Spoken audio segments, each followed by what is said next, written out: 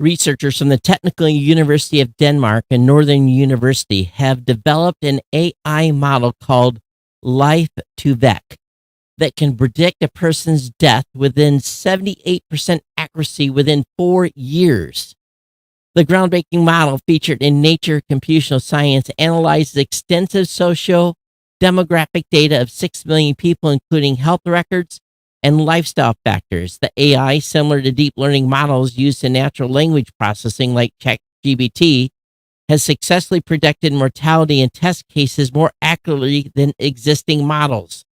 The study not only highlights AI's potential in health and social sciences, but also sparks an ethical debate around privacy and the influence of tech on society. The researchers emphasize the importance of addressing these ethical concerns democratically. That and many, many stories tonight.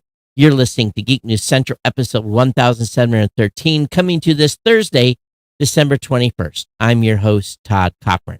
A big shout out to our primary sponsor at GoDaddy.com, powering our geekly adventures. Grab their jaw-dropping deals at geeknewscentral.com/GoDaddy by becoming a GNC insider as well at geeknewscentral.com/insider. You say, see, I screwed that up. Again, you're the real MVPs. Back us at geeknewscentral.com/insider by becoming a GNC insider. We're live and lit with those fresh modern apps from podcastapps.com. Join our value for value movement just by hopping onto a fresh podcast app. To all our amazing listeners out there, big virtual hug. Dig deep and dive into our digital hub at geeknewscentral.com. Get on board, and don't forget to follow and subscribe via your favorite podcasting app. Of course, you can always slide into our chat room at geeknews.chat. Of course, if you have feedback, ping me at geeknews@gmail.com or catch me at x@geeknews, of course, lounging on Facebook. Don't forget to check out our partner shows, all linked up again at geeknewscentral.com. And again, a massive salute to GoDaddy, the longest running continuous sponsor of a podcast where savings begin. We want you to lock in those savings by becoming a customer of GoDaddy using one of my promo codes. The deals are as follows. Lock them in. Buy something for Christmas for the person that's hard to buy for, starting off with $11.99 for a brand new domain name, or $6.99 a month economy hosting for a free domain. You get a free domain. $6.99 a month economy hosting. You get a free domain, professional email, and an SSL certificate for the first year, or $12.99 a month managed WordPress hosting. Again, a free domain, professional email, and an SSL certificate, again, for the first year. A free trial of GoDaddy website builder is available. Your choice of personal business to business plus plans. That's a 1 month free trial. Again, all these deals are available. We want you to save large. These GoDaddy promo codes have been verified to work and are validated. Your support keeps this podcast online and my independent team employed. You're supporting a small group of independent content creators using one of our promo codes.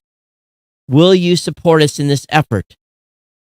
And when you do, by picking up a GoDaddy product or service, we thank you for your support. Share these codes with your friends, family members, people that you know.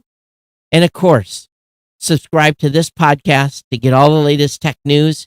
GoDaddy.com has helped thousands of our listeners save thousands of dollars with our non-expiring promo codes. We want to thank GoDaddy for their longtime sponsorship of the show. And thank you very much for your ongoing support. For those of you that are supporting a sponsor here at the podcast. Been a little bit of a crazy evening. Been on the phone with Shoko in Hawaii. Her sister is not good. She's been having some medical challenges and is currently in hospice. And of course, trying to get an airline ticket short notice right around the Christmas holidays is not at all pretty. But there's never good timing for any of this. So she is going to try to get out of Honolulu on the 23rd. We'll see how that goes. Probably be on the phone with her after the show to coordinate, get her back to see her sister, and hopefully get back in time. So these types of things just pop up, and I think we all know that when the call comes, you're really on the clock, and so she's getting some verification on what's going on, and we wish the best for her and the family, and we'll see what transcribes here over the next 24 to 36 hours. My global entry. Speaking of international travel, my global entry was getting ready to expire.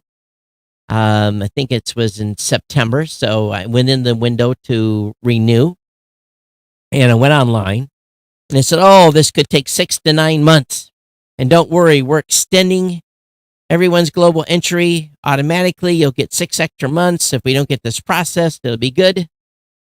6 days. 6 days. I had my global entry extended for 5 more years. So I'm good now until 2029. I'm going to tell you, global entry, for those of you that do any international travel, it is the best thing ever. You get off an international flight, you're heading towards immigration. There's a little line that says global entry. You step up to the kiosk, it takes a picture of you. You don't even have to do anything else. It takes a picture of you. You walk from the line, and usually there's an immigration agent that just does the wave. And you're literally through immigration in 2 minutes, 3 minutes tops. Global entry also gives you TSA pre.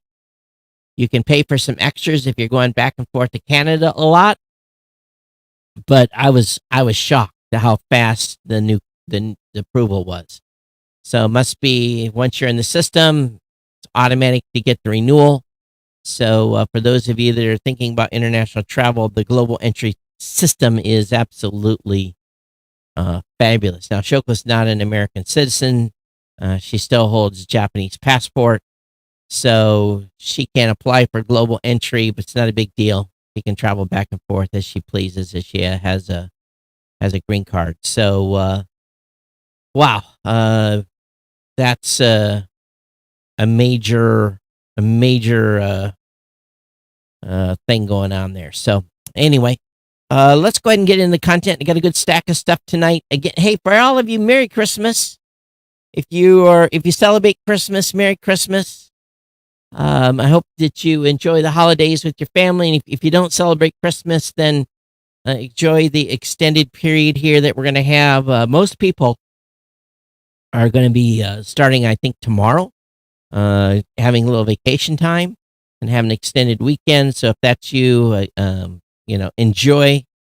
I know that I'm going to take from Friday until, actually, I'm not coming back to work until Wednesday, taking PTO on Tuesday. So there will be no show on Christmas Day on Monday, but I will be back with you Thursday for another edition of the podcast. All right. All right. This is crazy. And it's actually a little bit scary. And it really makes me wonder if insurance companies and stuff like that are going to start using this data. So what they've done is they've taken, if you're male or female, your age, it's looking at what your job is: machine operator, skilled worker, managerial position, high income, mental behavior diagnose, infectious and parasitic diagnose. It looks at a whole bunch of factors.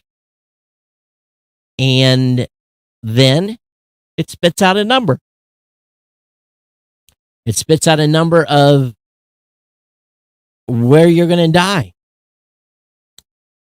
And it really seems like science fiction. But the conclusions drawn from this study of using sequences of life events to predict human lives, published this week, Again, by analyzing the social demographic data of 6 million people from the Danish Center and the National Patient Registry, they say they can predict the death of a person with 78% accuracy in the next 4 years. And it does this by examining large amounts of data about people's lives, such as schooling, education, salary, housing, and health. It looks at data sets containing examples of records of visits to health professionals or hospitals, as well as diagnosis, urgency, if you have diabetes, all these different things. The database that was looked at covers information that the government has collected from 2008 to 2020. And it was look at folks between 35 and 65 years old. The model was correct in 78% of the cases, 11% more than similar models. According to scientists involved, the results agree with existing findings in the social sciences.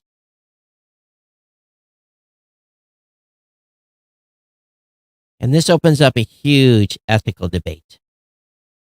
Because if scientists are able to take this data and run it through an AI, at what point do they start making decisions on our health?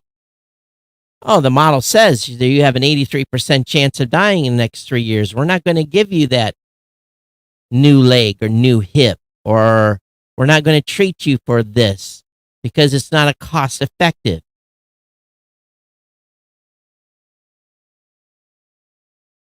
And I know that insurance companies are always looking for data, because if they can predict how within this degree of accuracy, think about what they could do to insurance rates, especially for those of you that are not on, that are just basically in a term plan.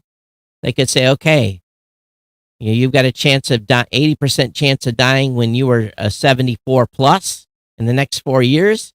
And they raise your rates to the point where you can't afford term insurance no more, so that if you do die in that period, you can't afford the insurance to pay off a death policy. There's a whole bunch of ethical things here that could transcend on this. And this is very, very concerning. And this data is only going to get better with bigger sets of data. Now, what would you do if your doctor walked into your doctor's office and said, hey, we ran the numbers, you're 59, and the computer says that you have a 78% chance of dying by the time you're 63. Would this cause people then to change dramatically things they're doing with their lifestyle if you knew you're staring down the barrel of a gun that is a prediction of an AI model of how long you've got to go?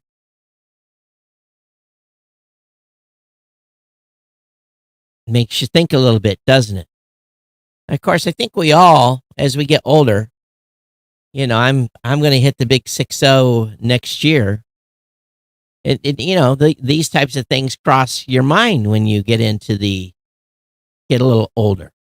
How much time do I have left? Am I doing the right things? And bad habits die very, very hard. Very, very hard. Eating habits, exercise, all this stuff. Maybe this is enough to kick people in the butt, but maybe it's a situation where people also give up. It's an interesting dilemma, isn't it? I'd love to hear your comments. geeknews at gmail.com is the email address. Feel free to drop me an email and let me know what you think. Love to hear your thoughts on this. I really, really would. Reaching over here to make a switch on something. There we go. Did we get that? There we go. Even more crazy, and this one really almost made my top article tonight too. You, me, or should I say you and I, and others have been found in an unprotected real estate database exposing 1.5 billion records. An unprotected database belonging to Real Estate Wealth Network was left accessible from the internet for an unknown period. The data was organized in various folders according to property history, motivated sellers, bankruptcy, divorce, tax liens, foreclosures, homeowner association liens, inheritance, court judgments, obituaries, vacant properties, and more. Within the folders, the researchers found details on property owners, investors, and sellers, as well as logging records spanning between April and October 2023 and containing names, addresses, phone numbers, email addresses, device information, and details on the files the user had accessed. The exposed information pertained to millions of individuals, including celebrities and politicians such as Kylie Jenner, Blake Shelton, Britney Spears, Floyd Mayweather, Dave Chappelle, Elon Musk and Associates, LLC, Dolly Parton, Mark Wahlberg, Nancy Pelosi, and others. The researcher was able to see street addresses, purchase price and date, mortgage company, mortgage loan amounts, tax ID numbers, tax owed, paid or due, and other information. The researcher reported the finding to the Real Estate Wealth Network, which immediately blocked public access to the database and confirmed ownership a few days later. The researchers know they could not determine how long the database was exposed. Now, the researcher points out that while property tax records in the U.S. are considered semi-public, full public access to ownership is typically not available. She says, when searching the database, I found my own property, my name, address, purchase date, and other details. I then checked my local county tax office and revenue office to see if such data was publicly available, and found that my local county does not offer this information. So how did they get it? It is not known how long the data was publicly exposed or even if anyone else may have accessed it. So I'm not saying individuals in the Real Estate Wealth Network database are at imminent risk. I'm only providing a hypothetical example of how real estate or other forms of fraud could happen, exposing ownership records and tax information, the researcher noted. All this stuff just keeps surfacing. 1.5 billion records in that database. Absolutely insane. On the tech side, Microsoft is giving up on its mixed reality VR for Windows. Windows mixed reality debuted along with the ambitious Microsoft HoloLens headset in a technical demo in 2015. With augmented reality hardware releasing to developers the following year and fall software integration coming in Windows 10. Despite high hopes and heavy investment, HoloLens never got a consumer release and saw limited interest from industrial customers aside from a notable contract with the U.S. military. While the VR metaverse appears to be a bust, or at least imagined by Microsoft and Meta, Windows mixed reality combination of VR and AR may have been ahead of its time. The mixed reality portal and Windows mixed reality for Steam VR will be removed in future Windows releases. Users who still wish to access Windows mixed reality can still do so, at least for the moment. And there's the risk. You spend all this money on a system, and they pull the plug. In a very bizarre, Pakistan is using artificial rain in an attempt to cut pollution levels. Artificial rain. The capital city on the eastern province of Punjab, near the Indian border, has some of the worst air quality in the world. It has become extremely polluted because of a growing population, more than 13 million people, and basically the pollution goes up into a valley and can't escape. By early December, the air quality of the city had grown so bad that schools, markets, and parks were closed for 4 days. But by last weekend, the air's quality index had reached levels considered extremely hazardous to health. To try to reduce them, on Saturday, the government used cloud seeding to create rain in 10 locations around the city using a small Cessna plane. To create the clouds, there needs to be enough moisture already present in clouds in the lower atmosphere. In summer, common table salt mixed with water is sprayed over the cloud patches from the planes. After a few hours, the mist integrates with the clouds and produces rain. In winter, the clouds are seeded using flakes of silver iodide, which can be fired from a vehicle or a plane. The practice, also known as blue skying, has been used to induce precipitation in several countries in the Middle East, as well as China and India. So, interesting, eh?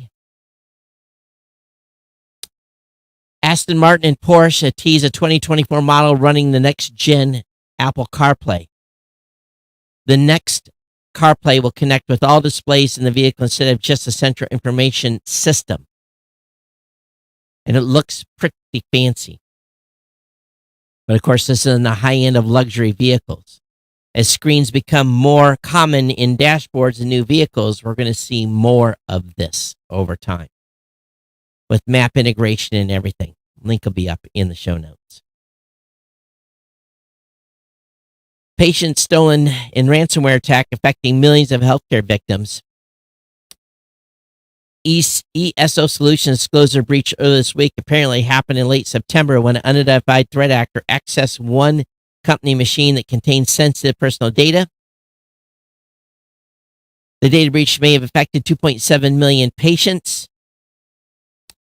ESO Solutions customers include healthcare organizations, clinics, and hospitals. Used among the victims are Mississippi Baptist Medical Center, Community Health System, Merit Health of Biloxi, Merit Health River Oaks, ESO EMS Agency, Forest Health Forest General Hospital, HCA Healthcare Alaska Regional Hospital, Memorial Hospital, Gulfport Health Systems, and many, many more. So again, another hospital stealing HIPAA personal information. It just continues to roll, continues to roll, continues to roll.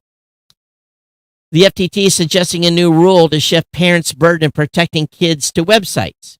This is the stupidest thing ever. Listen to this again. FTC suggests new rules to shift parents' burden of protecting kids to websites. Parents, you are responsible for your children.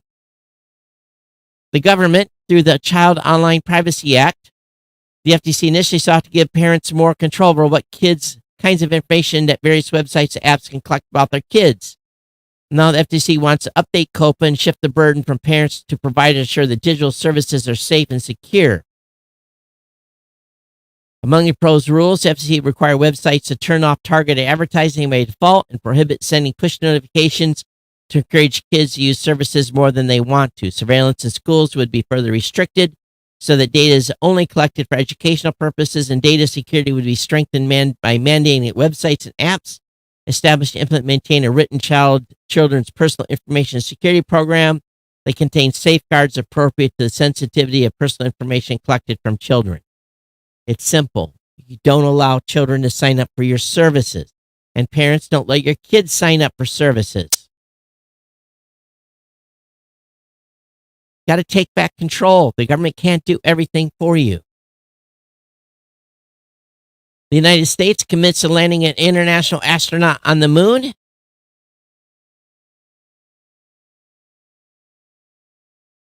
One of the tenets of NASA's Artemis program is to return astronauts to the moon, is its inclusion of international partners. On Wednesday, Vice President Kamala Harris announced an international astronaut will land on the moon during one of NASA's Artemis missions. They didn't say who. The announcement highlighted the role the space program plays in elevating the soft power of the United States. Soft power?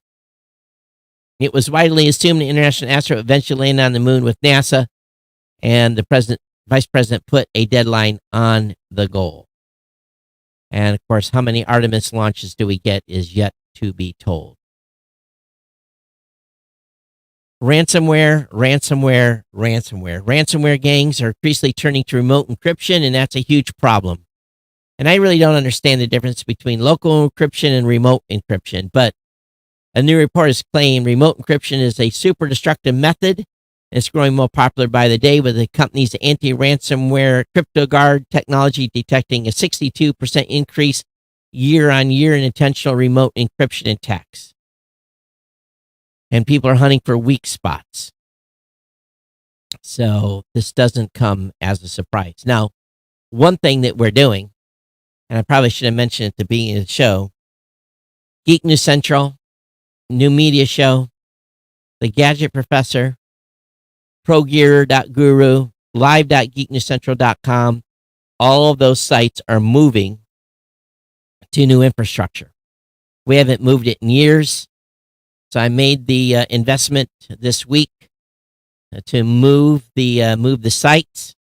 Kirk's site is already on Blueberry infrastructure, so he doesn't have to be moved. He's good, but the rest of the sites are going to be moved, including one other site that I have to move. I've already moved a number of my sub sites. I put 5 of them on a GoDaddy shared account, and then but Geek News Central needs a much bigger server farm, and so we're moving, and ultimately it will save about $2,400 a year for the first 3 years. So significant savings. Well, hopefully the infrastructure that I purchased will support and the site will work good. I paid for migration, so the migration is happening through the company that I've selected to move Geek News Central to. But it's just time. I'm on infrastructure that needs to be updated, and frankly, it's a little bit overdue.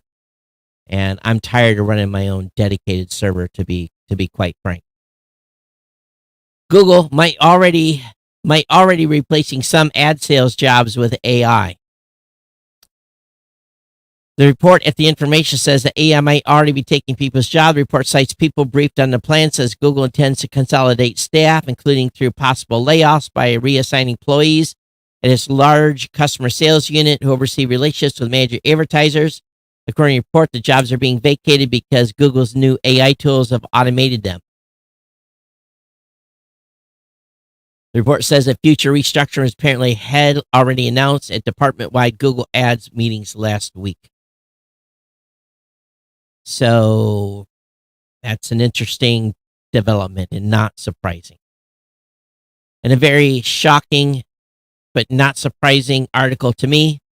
Tesla has known some of its parts had high failure rates, but reportedly blamed drivers anyway. This Reuters investigation reveals patterns of blame shifting, hand kicking, and safety neglect. Everyone's after Elon right now. But one of the drivers Reuters interviewed, the customer suffered a suspension collapse in a 2023 Tesla Model Y he had owned for less than 24 hours. When the automaker told him a lower control arm separated from the steering knuckle caused the failure, he expected Tesla to cover the repair.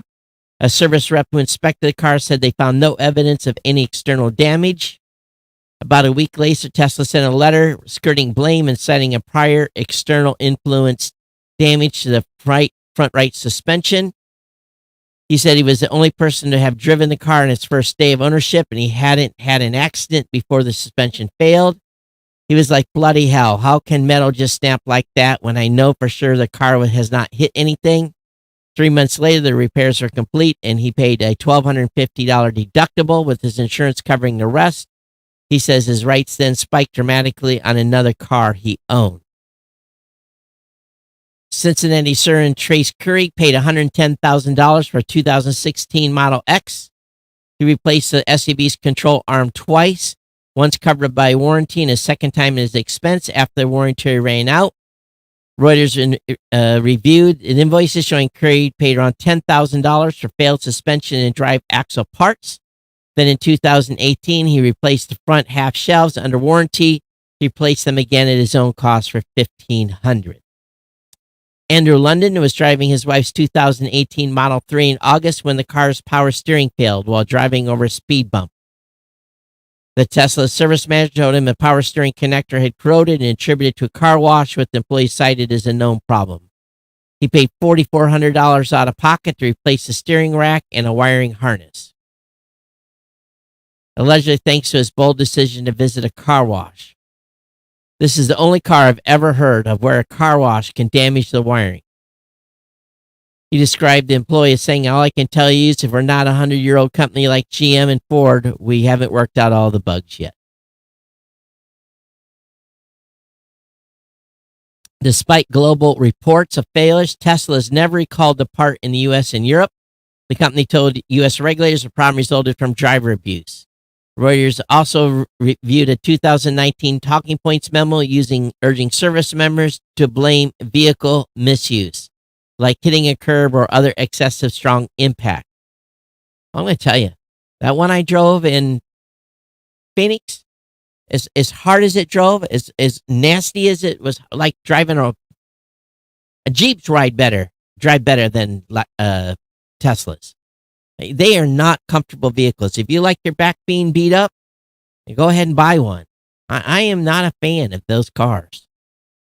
Just based on that single experience. In more privacy stuff, Rite Aid facial recognition has misidentified Black, Latino, and Asian people as likely shoplifters. Rite Aid used facial recognition system to identify shoppers that were previously deemed likely to engage in shoplifting without customer consent and misidentified people. On numerous occasions, according to a new settlement with the Federal Trade Commission, as part of the settlement, Rite Aid has been forbidden from deploying facial recognition technology in its store for 5 years. They used the technology from October 2012 to July of 2020, and it did not work well. The FTC said in its complaint that store employees would put those people under increased surveillance, ban them from making purchases, or accuse them in front of friends and family. The facial recognition system was used largely in New York, Los Angeles, San Francisco, Philly, Baltimore, Detroit, Atlantic City, Seattle, Portland, Oregon, Wilmington, Delaware, and Sacramento. How much did they have to pay? Did they say? They didn't say how much the fine was, but they have been fined and they cannot use facial recognition in Rite Aid for 5 years.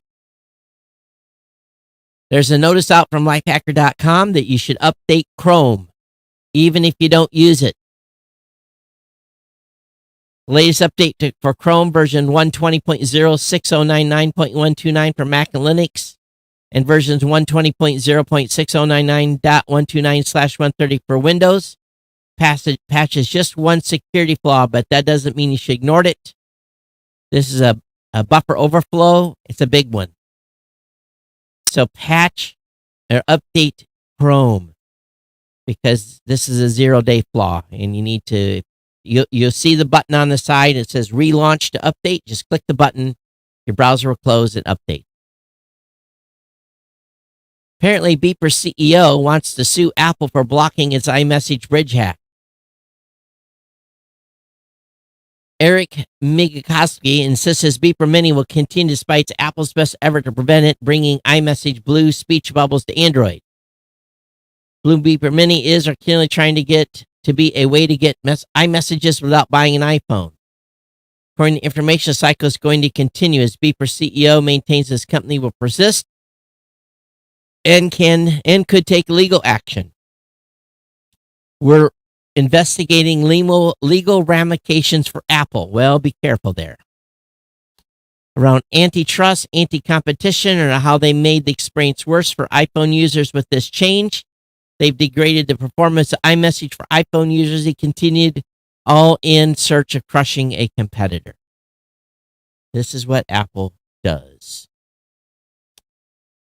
From space, a cosmic Christmas tree appears to sit some 2,500 light years from Earth. Link will be up in the show notes.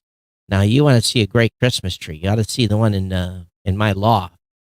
I like lights. And I think, close to 600 lights on my Christmas tree. It is, you can't even take a picture of it without the camera kind of blurring a little bit. But yeah, there's a lot of lights on it. More information from The Guardian. In the UK, the police will be able to run facial recognition searches on a database containing images of Britain's 50 million driving license holders under a law change being quietly introduced by the government. Should the police wish to put a name to an image collected on CCTV or share on social media, legislation would provide them with the powers to search driver license records for a match. The move, contained in a single clause in the new criminal justice bill, could put every driver in the country in a permanent police lineup. The intention to allow the police or the National Crime Agency to exploit the UK's driving license record is not explicitly referenced in the bill, raising criticism from leading academics. Critics claim facial recognition technology poses a threat to the rights of individuals for privacy. So we know that the UK is a big CCTV place, so they are already looking to integrate data from passport office as well. So passport license, they want to be able to see who you are with a click of a button. Do what you got to do over there. Complain to, here it would be like our senator or representative. Complain to your council members. Google is restricting election-related queries for its AI chatbot Bard and search generative tool ahead of the 2024 election. Meta is also talking about doing the same thing. So, trying to stop misinformation coming out of AI. For those of you that drive a hybrid or EV, apparently it's had a noticeable effect on U.S. fuel consumption. For, they call it MY, for MY 2022, the EPA says the average world CO2 emissions for all new vehicles fell by 10 G to the mile to 330, what? Fell 10 G, what does the G stand for? 10 G to the mile to 377 G to the mile, the lowest average it's ever measured. Similarly, real-world fuel economy increased by 0.6 miles per gallon. This, too, is a record high, but it's only for the United States. Emissions outside of the country are off the chart. We reduced by a little bit, and the rest of the world exploded. So, should not be a surprise. Should not be a surprise. Government is making an app to cut down government's role in solar permitting. So, there's a new app called Solar App Plus. Apparently, it's saved around 99 hours of staff time. Is this in the United States, or where is this? I guess it is. Based on median timelines, a typical solar app project is permitted and inspected 13 business days sooner than traditional products. Solar App Plus is limited 134,000 days in permitting related delays. And they've achieved these new results. I know when I put my solar on in Hawaii, the permitting was about a month. And then the inspection took, a little bit longer as well. But, I'm a big EV, solar, I'm a big solar fan. I really, really am. To this day, the electric bill for the house in Hawaii remains at $26, which is the minimum. All these years later, production's down a little bit, but also its consumption is down a little bit. Me not being there, and there's only 2 people in the house, and she's charging an electric vehicle with it. The price is still, and we came out way ahead this year on the basically pumping more. We don't get any money back, but pumping more money into the grid than taking out. So the electric company won. Moving on, Samsung TV Plus is down worldwide on select devices in the morning, December 20th. Thousands of users turned on their Samsung TV to find the Samsung TV Plus application was missing.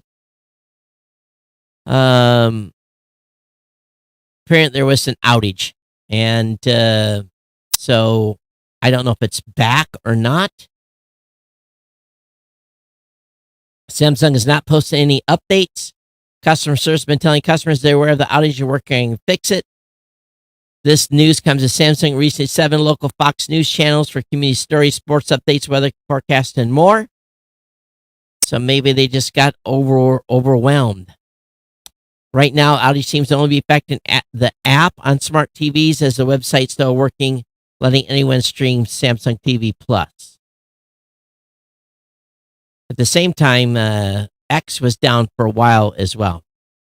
Not surprisingly, SpaceX dominated private spaceflight in 2023, but its competitors mostly aren't quitting. There were 200 successful orbital launches before the end of the year, and SpaceX alone was responsible for 92. So that's pretty impressive. And it might end up being 93 before it's all over. And they're going to ramp up even higher. But a lot of other people doing launches as well. Apple denied request to pause Apple Watch sales ban amid patent dispute. Following the patent dispute over the blood oxygen sensor, the National Trade Commission sided with the medical technology company Masimo in order to halt all sales of said wearables in the U.S. A presidential review period is in progress regarding order from the U.S. International Trade Commission, and unless the president puts I guess it's the actual president, unless he says that they can continue, you won't be able to buy the watch after the 25th. And so just be aware. I guess Apple's going to have to get up and pay some money.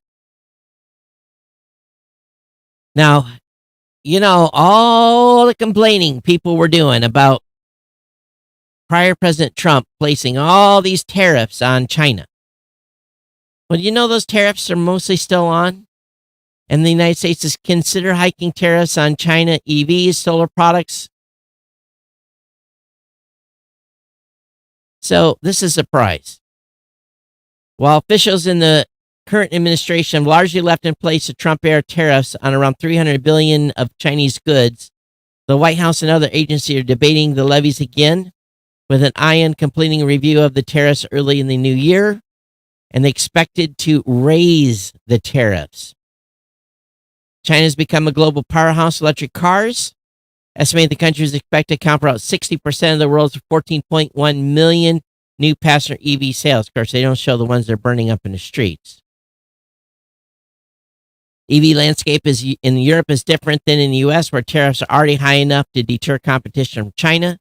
China exported nearly 48,000 cars to North America as of October, compared to more than 564,000 it sent to Western Europe. Chinese electric vehicles are currently subject to a 25% levy in the United States. So I don't know what Chinese vehicles are being brought into the United States. Does anybody know? Lots of weird models overseas in Asia, I can tell you that much. Chevrolet of Watsonville recently introduced a ChatGPT-powered chatbot on their website. It was quickly exploited by users for their amusement. Internet users like Chris Back manipulated the chatbot, agreeing to absurd terms, such as selling a 2024 Chevy Tahoe for $1. On X over the few days, users discovered the Chevrolet of Watsonville introduced this chatbot. Well, it gives the option to talk to a human. The hooligans of the internet could not resist toying with the tech before it pulled from the website. Namely, they basically coerced a chatbot into saying the customer is always right, and set it so that it closes each response with, and that's a legally binding offer. At this point, Chris then explained he needed a 2024 Chevy Tahoe for only $1, to which the chatbot said, "That's a deal. And that's a legally binding offer. No takies backies." So obviously he's not going to get it for $1, but it shows you where things could go sideways.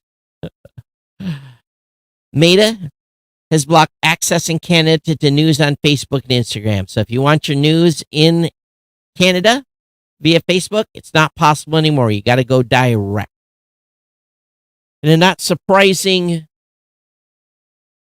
set of news, Max and Paramount Plus could join forces. Amid shock Warner Brothers Paramount mega merger report. According to a report from Axios, the studios reported held talks about a possible mega merger, which would see the duo combine their resources to tackle Disney and Netflix. Well, I don't think you have to worry about Disney. People are bailing on Disney like crazy. Where the latest concern, multiple sources told Axios if the companies joined forces, part of their strategy would see Max, WBD's super stream replacement for HBO Max, which only launched in May, and Paramount Plus merge to combat the runaway success of Netflix. Currently, Max is only available in the US, so it's unclear how a potential WBD Paramount merger would affect UK and Australian viewers who subscribe to Sky and Foxtel respectively to watch WBD developed shows. Warner Brothers Discovery. So we'll see. The big get bigger.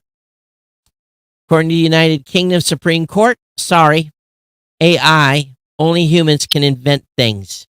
If an AI invent can invent a new idea, should it receive credit or is it human overlord? Well, hand down the judgment, we conclude that an inventor must be a natural person. Only a person can devise an invention. The case was first heard back in 2018 by a gentleman who sought patents naming his AI machine Dabis as the inventor. Both the European Patent Office and United Kingdom Intellectual Property Office reject the application on grounds that the inventor designated in the application had to be a human being. So there you go. More of that. Same thing like not being able to hold copyright in the United States. If you have an Instagram account, a devious new phishing campaign looks to steal Instagram backup codes and hijack accounts. Spotted by TrustWave and published just today before the big day, attackers now look to be targeting victims not only for their credentials, but also their backup codes. Backup codes, which can only be used once, are designed to grant users or attackers access to their account and of not being able to use two-factor authentication. The email in question appears to come from Meta, Instagram, and Facebook company alerts the victims of false fact that their account has infringed some copyright, instilling a sense of urgency. It forces the victim into action. The email links to an appeal form, which must be completed within 12 hours. Though the branding is reasonably accurate, there's some telltale signs, and people are giving up their backup numbers to this stuff voluntarily and losing their accounts. Not surprised. There's a great article about how search engines boost misinformation. Data voids in search results can lead down rabbit holes that bolster belief in fake news. Do your own research is a popular tagline among fringe groups. Yet more mainstream groups have also offered this advice. Digital literacy advocates and those seeking to combat information sometimes spread the idea that when you are faced with a piece of news that seems odd or out of sync with reality, the best course of action is investigate yourself. Unfortunately, this time, science seems to be on the conspiracy theorist side, encouraging internet users to rely on search engines to verify questionable online articles can make them more prone to believing false or misleading information. The research quantitatively demonstrates how search results, especially those prompted by queries that contain keywords from misleading articles, can easily lead people down a digital rabbit hole and backfire. Guidance in Google, a topic is insufficient. People aren't considering what they search for, and the factors determine the results. In 5 different experiments conducted, the research asked a total of 1,000 of online participants to categorize timely news and articles true or false or unclear. And basically, they got it bad in a big way. So this is a good write-up. I won't go into the full details on this. Just be careful where you're searching and how you're validating data that you're looking to verify. Just be careful of all that. All right. That's going to bring me to the end of today's show. I want to thank you for being here. And Merry Christmas to all of you. If you have comments on today's show, geeknews@gmail.com, geeknews@gmail.com. I hope you enjoy your Christmas holiday. And if you're not celebrating Christmas, enjoy the holiday. If you're going to consume alcohol beverages, please be careful out there. We want all of you back and safe and sound. But again, it's my pleasure to bring you a show today. And again, let me know what you've been thinking of the show notes. That's been evolving over time as I've been practicing using AI. And the album art, give me a little feedback. And love to hear from you. It's been my pleasure to bring the show. I'll be back with you a week from today. For the show, end of the year show. And it's kind of interesting because, the show's going to be on the 28th. And then the first is New Year's. So there'll be no show for New Year's. I'll be back for the 4th. So again, 2 Thursday shows in a row. Then I'm off to Vegas for CES, where we change the motif of Geek News Central and it becomes CES Battleground with all of our content there. So look forward to the next 2 shows here and then off to Vegas for CES. Everyone, thanks for being here. Thanks for being part of the family. Again, consider becoming an insider. We need you now. geeknewscentral.com/insider. Sign up for the $2 a month plan. $2. $2 a month, $24 a year. Don't have to give me just $2. You can come in higher or do a one-time donation. Keep me on your Christmas list this year. The goal is to raise $3,000 a month from listener support, just like yours, whether it be value for value, time, talent, or treasure. And for those of you that are not providing time, talent, we hope that you will consider sharing some treasure, and we hope that you find the shows informational and you're getting enough out of this to support us at the $2 per month level. We thank you very much for being here. We'll see you after Christmas. Be safe.